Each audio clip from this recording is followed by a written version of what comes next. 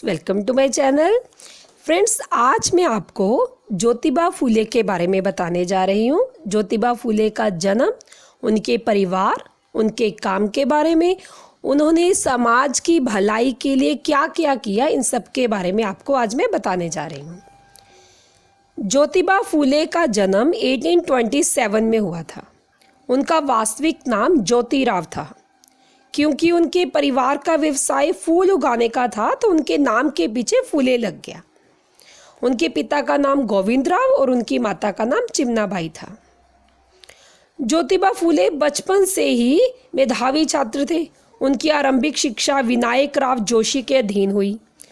जोशी ने ज्योतिबा फूले को आगे की पढ़ाई के लिए अंग्रेजी स्कूल में डालने का परामर्श दिया, परंतु पिता गोविंदराव इससे सहमत नहीं हुए।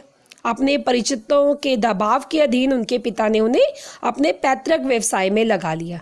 क्योंकि उनके परिवार के लोगों ने उन्हें कहा कि इनको शिक्षा नहीं ग्रहण करनी चाहिए, इसलिए उनके पिता ने उन्हें अपने पैतृक व्यवसाय में लगा लिया, जो कि उनका पैतृक व्यवसाय था फूल उगाने का। इसलिए उनका नाम भी ज्योतिराव फूले बना। जब वे 13 वर्ष के हुए तो उनका विवाह सावित्रीबाई से कर दिया गया। सावित्रीबाई से जब उनका विवाह हुआ तब उनकी आयु केवल 8 वर्ष की थी। कुछ समय उपरांत उनके पिता ने उनकी अध्ययन प्रवृत्ति से प्रभावित होकर उन्हें मिशन स्कूल में डलवा दिया। ज्योतिबा फूले ने इस मिशन स्कूल में 1841 से लेकर 1847 तक शिक्षा ग्रहण की। उन दिनों एक ऐसी घटना घटी जिससे युवक ज्योतिबा फूले के मन मस्तिष्क को झंझोर कर रख दिया।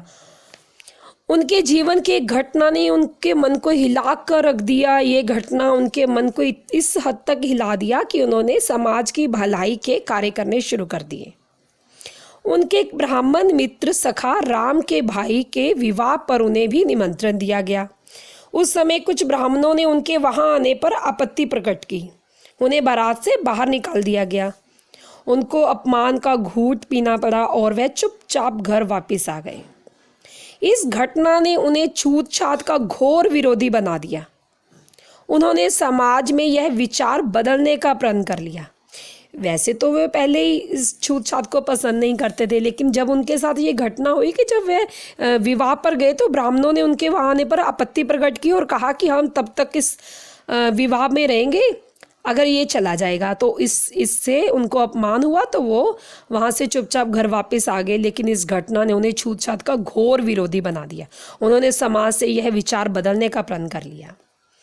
अब उन्होंने अपने जीवन काल में ऐसे कई कार्य किए जिनकी सराहना होनी चाहिए। सबसे पहला कार्य उनका था स्त्रियों की शिक्षा का प्रबंध करना। अब दलित समाज में स्त्री शिक्षा के द्वार पूरी तरह बंद थे। शिक्षा के अभाव में उनका मानसिक विकास भी दब गया था। उन्होंने 1 जनवरी 1848 ईस्वी को पूना में स्त्रियों की शिक्षा के लिए एक पाठशाला खोली। यह पाठशाला तान्या साहिब नामक एक ब्राह्मण की सहायता से खोली गई। इस पाठशाला की सबसे पहली छात्रा उनकी पत्नी सावित्रीबाई थी। इस बात पर उनके पिता ने भी उन्हें घर से जाने को कह दिया। उन्होंने आपत्ति की कि क्यों है वो शिक्षा ग्रहण करने में सबसे पहली जो स्त्री थी। तो उनके पिता ने आपत्ति की और उन्हें घर से जाने के लिए कह दिया। अब ज्योतिबा फूले और उनकी पत्नी अलग होकर शिक्षा प्रसार के कार्य में लग गई। अछूत लड़के लड़कियों के लिए स्कूलों का प्रबंध करना। ज्योतिराव फूलों ने अछूतों के लिए स्कूलों का प्रबंध किया। उन दिनों दक्षिणा कोष का विवाद चल रहा था। यह पेशवाओं के काल में आरंभ किया गया था। इसमें बुद्धिमान लोगों को पुरस्कार दिया जाता था। ज्योतिबा फूलों ने यह मांग की कि इस कोष में से कुछ धनराशि प्रतिवर्ष मराठी के श्रेष्ठ रचना या उसके अनुवाद के लिए आरक्षित रखा जाए। पुरातन पंथियों ने इसका विरोध किया। अंग्रेज सरकार ने उनकी मांग को उचित ठहराते हुए उनकी मांग स्वीकार कर ली। पुरातन पंथियों को इनकी लोकप्रियता से ईर्ष्या होने लगी। इसी ईर्ष्यावश इनकी हत्या की साजिश होने लगी। इनकी हत्या का काम रोडे तथा धोधीराम नामक 2 दलितों को सौंपा गया। लेकिन यह दोनों ज्योतिराव फूलों की बातों से इतने प्रभावित हुए कि ये दोनों उनको मारने के स्थान पर अगले दिन से ही उनके स्कूल में शिक्षा ग्रहण करने के लिए आ गए। अब उन्होंने विधवाओं तथा उनके बच्चों के लिए आश्रम की स्थापना की। ज्योतिराव फुले ने विधवाओं और उनके बच्चों के लिए आश्रम की व्यवस्था की। उन्होंने बाल विवाह का घोर विरोध किया। ज्योतिराव फुले ने नाइयों से कहा कि वे विधवाओं के केश काटने के इनकार कर दें, कि यदि वो इनकार कर देंगे तो ये प्रथा समाप्त हो जाएगी कि इन विधवाओं के जो केश काटे जाते थे।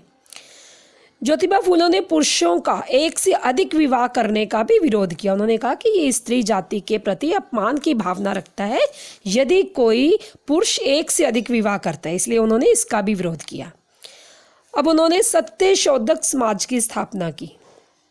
निम्न जातियों के उद्धार के लिए ज्योतिराव फुले ने 24 सितंबर 1873 को पूना में एक साहसिक कदम उठाते हुए सत्यशोधक समाज की स्थापना की।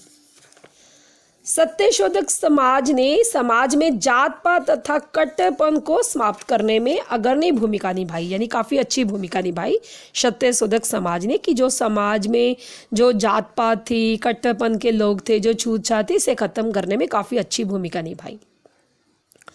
ज्योतिराव फुले नगर पालिका के सदस्य बने। नगर पालिका के सदस्य के रूप में उन्होंने दलित तथा गरीब लोगों की हर संभव सेवा करने का प्रयास किया। पुणे की आधुनिक फुले मार्केट उनकी ही प्रयत्नों की परिणाम है। 1888 ईस्वी को मुंबई में एक समारोह आयोजित किया गया। इस समारोह में उनको दलित वर्गों का मसीहा मानते हुए, क्योंकि उन्होंने दलितों के लिए काफ़ी अच्छे काम किए थे, उनकी शिक्षा का प्रबंध करवाया था, सत्यशोधक समाज की स्थापना करके उनका उद्धार किया था, विधवाओं के लिए, बच्चों के लिए आश्रम की स्थापना की थी, उन्हें इतने अच्छे कामों के लिए दलित वर्गों का उन्हें मसीहा मानते हुए महात्मा की उपाधि से सुशोभित किया गया। अब 1890 ईस्वी में ज्योतिराव फुले का देहांत हो गया। ज्योतिराव फुले ने ज्योतिराव फुले थे, उन्होंने दलितों के उद्धार के लिए काफ़ी काम किया।